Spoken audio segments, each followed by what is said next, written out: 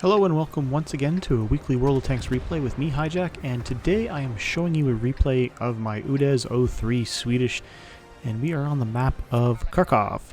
It is a tier 10 match, so I am bottom tier, good thing for all +2 matchmaking, and when I was playing this match I decided to do something a little different and go to the corner over in B0, which is usually where all the heavies go and fight down in D and EF0 there. Now, the Udes 03 is probably my favorite, absolute favorite tank destroyer in the game. And it has some neat features. It has the siege mode, which you engage, for me, is the third mouse button. And it allows you to get some super accurate shots. Now, the downfall is it's like zero maneuverability when you're when you have siege mode engaged. So here I am in siege mode behind the bush, and the one reason I really love this tank is the fact that it has amazing concealment. Now the concealment that I have on this tank is completely maxed out, including the camo that you have on there, which you can see is one of the Twitch Prime ones from I think June, perhaps, I'm not sure. But that gives you a plus 4% bonus to the camo rating of the tank. But with this tank and its camo rating and my crew skills and everything all tied together, this thing is damn near invisible at about 200 meters. So you'll see this come into play here. I managed to spot the T26E5 and take a shot and bounce. And I also see the Conqueror, T54 Mod 1, and there's a 50 TP in there as well. Now you can see on the map, they've all pushed into D0, which usually is held by friendly tanks, but as you can see on the map, we have no friendly tanks over in that side of the map. Just me and a couple of TDs holding the back line. So I've put a couple of shots into the T54 Mod 1, take a shot on the Canaverin and bounce. The T54 Mod 1 is moving up the corner there, and I'm going to take another shot at him right there, and he's gone. Just like that. So now we've still got the Conqueror and the 50 TP hanging on right behind that rubble pile there. I can't quite get a silhouette on either of them. I take a shot at the 50 TP, but it goes who knows where because the bushes are not transparent, so I can't see where my shot's going. So I'm going to pull through forward until I can just see the outline. Take a shot at the cupola of the Conqueror, and it bounces, of course, because the Conqueror's got an amazing cupola. So our Object 257's pushed in, trying to flank the 50 TP and the Conqueror, and as you're going to see, that is going to be a huge mistake because he has no support from anyone else. The Egg Tiger is now moving in to shoot him in the flank, and well, yeah, that's what happens. 90% of our heavies are still in the field, as you can see on the C, 1, 2, and 3 lines there. And, well, at this point in the match, I'm thinking, yep, this is over. We've lost. No heavies went to the heavy side of the map. And, well, we're just in trouble at this point. So the 257 is still fighting, hanging on for life against the Conqueror and the 50 TP. And it looks like the Conqueror now has flanked him. He's also got the Egg Tiger, the T28 prototype on him, so he is in trouble, and there's not a thing we can do about it. And there we go. The Object 257 has now died.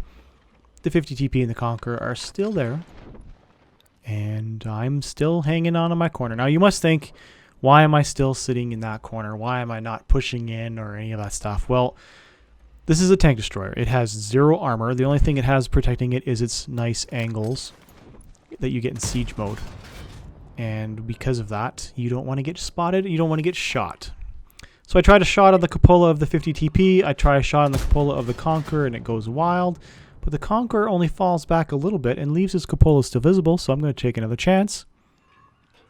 And I actually land a shot for 386 damage into the cupola of the Conqueror. The 50 TP is sitting there, his cupola is completely visible, and I put a shot for 433 into that. So that one shot on the Conqueror was definitely a low roll, and then a high roll on the 50 TP. So at this point, me and the Object 263 are hanging on this corner. We're holding them back. The T54 and the Egg Tiger are engaging themselves in the corner, and, well, our team has won the field, which is nice. Conqueror strolls out in the middle of the road. I go to line up for a shot, but the Object 263 takes him out instead. But I do get the spotting assist for that, so that was always nice. I was expecting the 50 TP to follow him, but he never came. So at this point, I'm just pre-aimed in, hoping that the 50 TP is going to show up. The egg tagger has been taken out, so all their guys are now in the field or the 50 TP, which is in the town on that corner somewhere. Playing a tank destroyer, you need a lot of patience. If you rush in guns blazing, you're just going to end up dead very, very fast. So you need to learn a lot of patience. So I'm just patiently waiting for the 50 TP to make his move so that I can shoot him. The Object 263 has fallen back. I don't know at this point what he's thinking.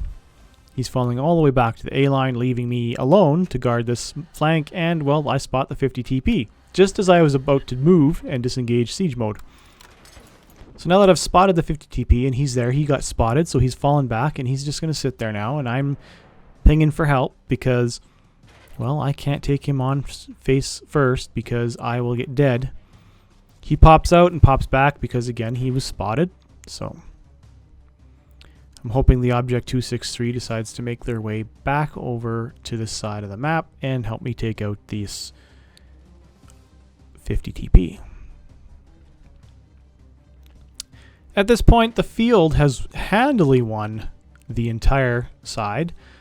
We still have a T-34B and a Scorpion G far back on the B-C lines, a T-54 which has now pushed up the trench towards the cap. 3 tanks still for the enemy team have been spotted. And I take a shot and track the 50 TP while the Object 263 moves in to engage the 50 TP. Another shot at the 50 TP and it bounces. The Object 263 decides to go balls to the wall and rushes around the corner to take the 50 TP head on, but he gets shot and tracked. The 50 TP decides to flank because the Object 263 is a tank destroyer with no turret, which allows me to put 1 shot and 2 shots into the 50 TP. He's running him into the building, and the reload comes just in time, and boom, 50 TP has been taken out. So at this point, there is no point in me sitting at the back of the map anymore not doing anything because everything that's left on the enemy team is in the field. K1 is probably where their enemy artillery is at, and they've also got a 1305 and an Udes 14.5, which were last spotted in G1F1. So it's time to move in, and I'm going to do this the very sneakily way that I can. I'm going to head straight down the 0 line as far as I can and stay to the very back edges of the map, hoping I don't run into any of them, so I can get into a nice position to shoot and not get spotted. I was concerned knocking down some of this rubble and trees and stuff, thinking the artillery might be looking at this point, but I decided to go for it. If I didn't stop moving, I was probably going to be in a good shape and never get hit anyways.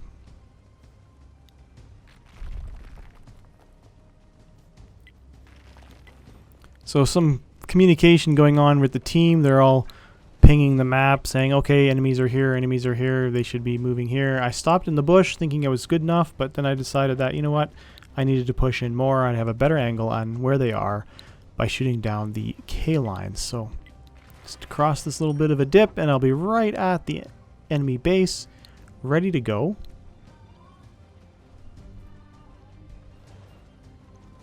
So the T-54 says the cap is being spotted currently by the enemy team, so I set up on this corner thinking I can spot them.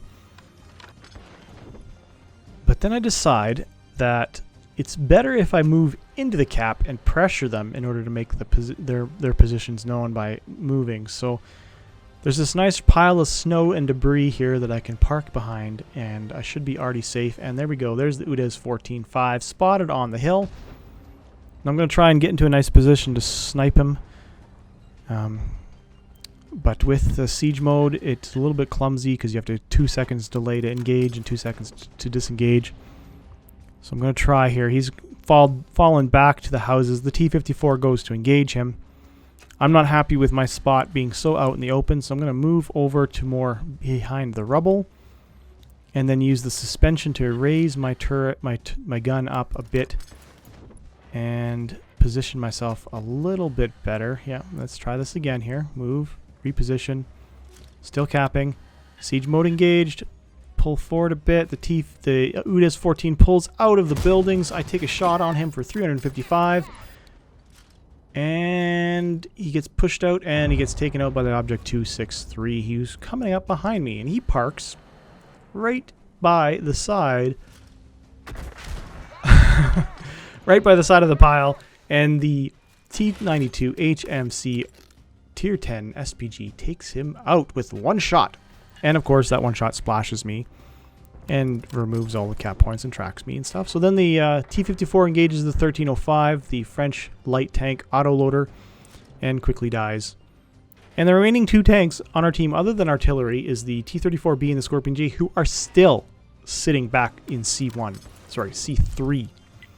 Really too far out of the match to really be of any use. So we ping and communicate and hopefully get their ass in gear and get them moved up, because we need them to engage that AMX. Now, artillery knows I'm still there, so they blind shot me because, you know, that's the best spot to sit when you're trying to cap. So they track me with another blind shot, removing all my cap points. So I decide it's time to reposition a little bit better and make myself a little bit more, less vulnerable to splash damage from the Tier 10 artillery. I back out of the cap, thinking about going around the left side of this rubble pile. And a little bit of finesse on the maneuvering side of things, thinking that I can spot the artillery perhaps from here, or the AMX. But that rubble pile is just in the way. The AMX gets spotted on the slope of the hill, takes out the Scorpion G. The T-34B engages him, and I don't think it's going to go well for him because the AMX has a 5-shot autoloader. I try a snapshot, it misses. I decide to aim in a little bit better. I've auto-locked, and then I shot, and I miss. I disengage the auto-aim feature. The AMX is coming... Oh, and he just crosses the threshold of the mound just before I could reload. T-34B gets hammered by artillery. He's stunned. He's down to 550 hit points. The AMX goes dark. Probably reloading his clip at this point. And he just took, the T-34B just took 400 points, and the AMX takes out the T-34B. I'm fully loaded, siege mode's engaged, all I need is a good shot, and the AMX pops over the ridge, and with my laser accuracy, one of the other reasons I really love this tank, I take him out, leaving just me and the friendly artillery versus the enemy artillery, the T-92, which I'm at this point of the game like 100% certain he's in K1. So I stop to type prepare SPG to let the object 263 on our team know that, hey, I'm going to be spotting this guy and he's going to be in K1, so you better be pre-aimed and ready to go when I spot him. Driving down the riverbed, I spot the T-92. I engage siege mode. He takes a shot. He stuns me with some splash damage.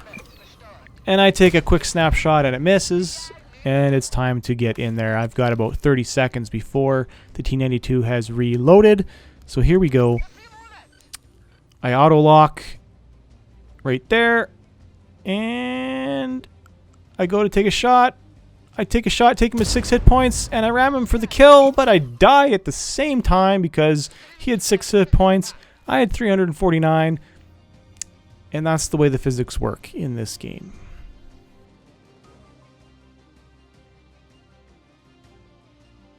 Hope you guys enjoyed this replay today. If you did, please subscribe to the channel and give this video a like. If you didn't like it, give it a thumbs down. And I will see you again next week.